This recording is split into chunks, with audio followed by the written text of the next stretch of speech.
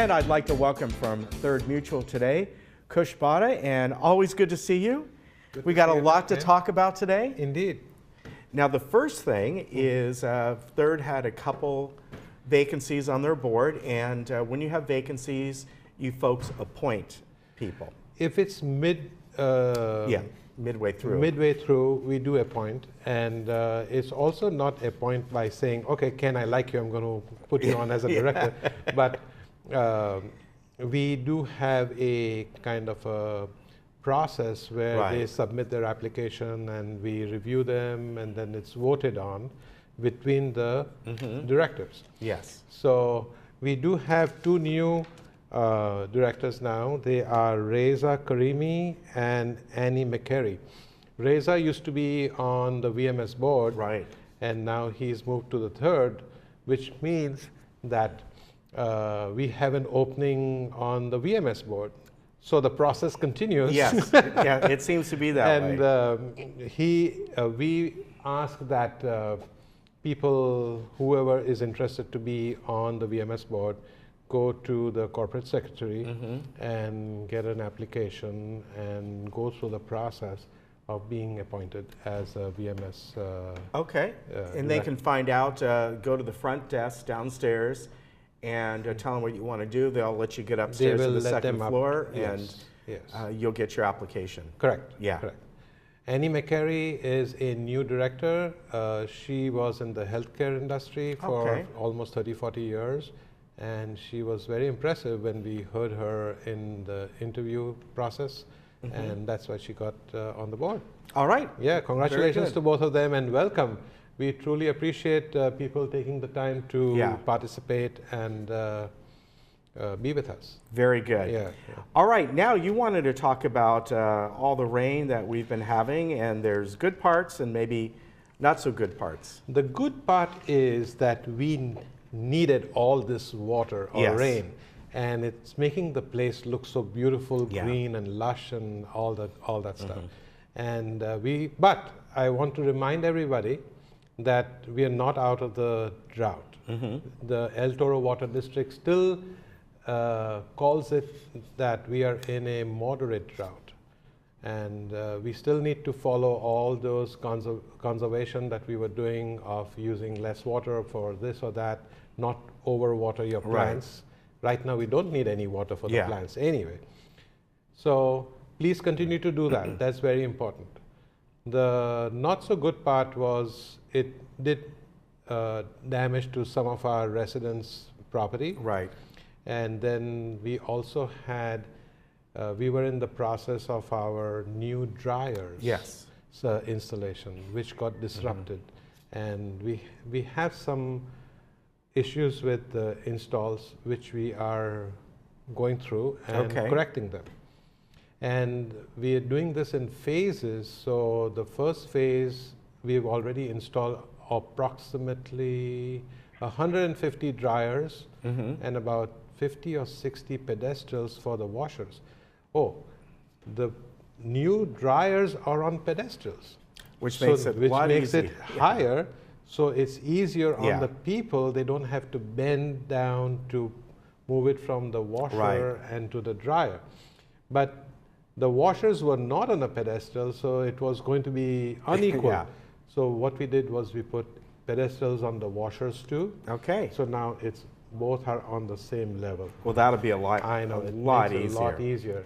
As soon as we can get rid of all the kinks and the full install, it should be really good for people. The one other thing I wanted to mention about the dryers was that we had to make a little change. With the way things were working, there was no charge for the dryer. But we noticed that a lot of people are installing their own dryers, washers and dryers in their manors.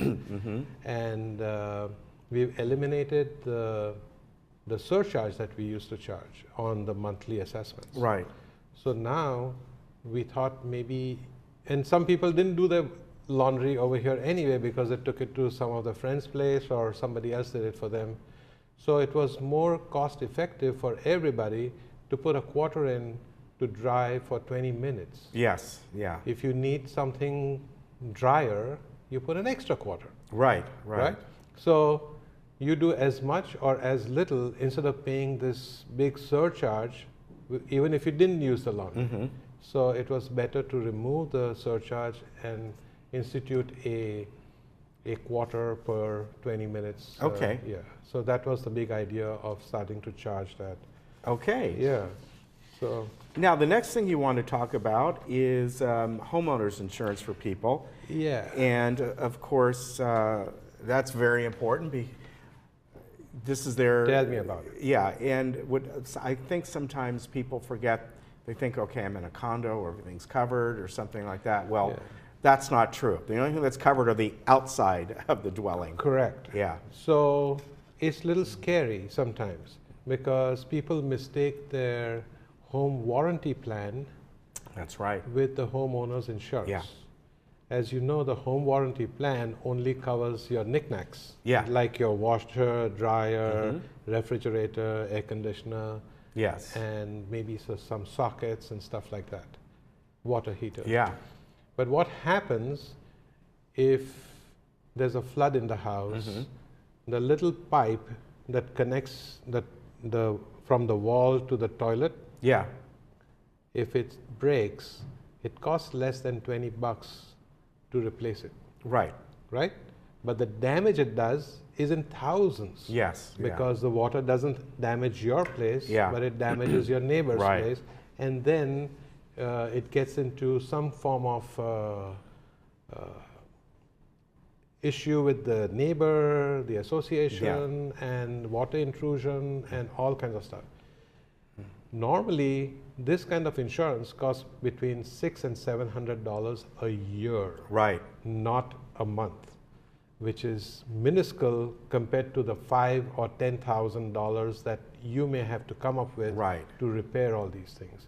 So please, please, please, I suggest that people look at their homeowner's insurance policy, and if they still need help, we have a staff person working here. His name is Dan Yost. Yeah. Please give him a call. Okay. And take some advice and make sure that you have something which is substantial. Use a good company. Don't buy some company that you've never heard about. Yeah. If your agent is it's charging you something more than $600 or $700, find another agent. Right. There's plenty of them out there. All right. This is a very important thing. It's kind of close to me because in our executive hearings, we hear of people coming with water heater failure, the refrigerator hose breaking, and these are cheap fixes if you don't do it on time. Yeah. Yeah. It's an expensive thing. So please take care of it. Very good. Yeah. Sorry, I've been a little more emotional about this item because I hate to see people in the situation where they have to come up. And it doesn't cost much to get insurance for something like that. No. And what are we going to talk about now? Well, the street lighting you wanted to talk about. Oh, wait, let's step back a moment. Yeah. You had on your notes here about earthquake insurance. Yeah, the earthquake insurance can be got with your homeowner's insurance. Yeah. And that is almost like an extra $100 on your home. It's very inexpensive. And that $600 or $700 which I was talking about includes earthquake insurance. Yeah.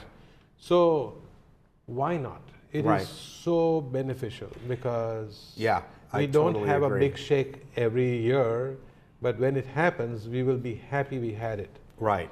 Yeah.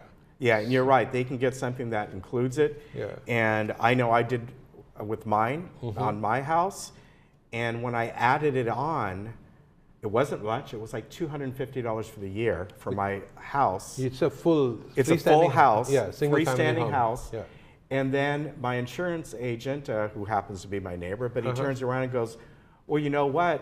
Because you have that now, you get like a $150 discount on the normal part of your insurance. Correct. So the whole thing cost me like $100 more. Correct. Yeah. So it's a no-brainer. Yeah, yeah. One should have homeowners insurance, Yeah. period. I agree. But earthquake is an option which is offered every 2 years, I think. If Yeah, you don't I'm take it not this sure year, yeah. Then next year you won't be able to add it. Yeah. But then the following year they will offer it again. Yeah. So it's like that. So make sure you have it all. All right. Now you wanted to give us an update on the street lining, right? Yes. As we notice, our community was built 50, 60 years ago, and it wasn't designed to have this beautiful, bright lights. Right. But technology also changed at the same time. And we have this old archaic system which gives us very little light. So it's almost like walking in candlelight. Yeah. Which looks very pretty, but, but it's not functional. Yeah. With our aging community and our eyes not really working that well, and in the night it almost feels like you're walking in the forest. Yeah. So we were able to procure the lights in our gate 7, 8, 9 area, or 7, 8, 9, 10 area from Edison. Right, right. SEE. So we are in the process of evaluating and setting up pilot to see what, and we have hired a really top-notch consultant company called Siemens, which is world famous. Right, yeah. To help us make this change from the old lights to the new lights. So they're going to set up a pilot. We will announce it. I'm not sure where they're going to do it, either on one of those big streets, Oswego or Via Carrizo or something. So when that happens, when we are ready and it's determined which section, we will announce it in the Globe and the Breeze. Okay. And the people can drive down and see the pilot, I mean the effect of the new light. And then it will be open for conversation. People can suggest or comment. And I'm looking forward to that because I too am getting old. All right. And I'm looking forward to some brighter lights. Yes, we could all use brighter light, I think. Yes. Very good. That's the whole idea about this. And if that works out well, then we will move it to the other sections of the village too. All right. Yeah. Very good. That's the main thing today that we wanted to talk about. All right. I appreciate you coming on. Thank you. Always good to see you. Always good to see you. You take care. Thank you. All right. And we'll be right back.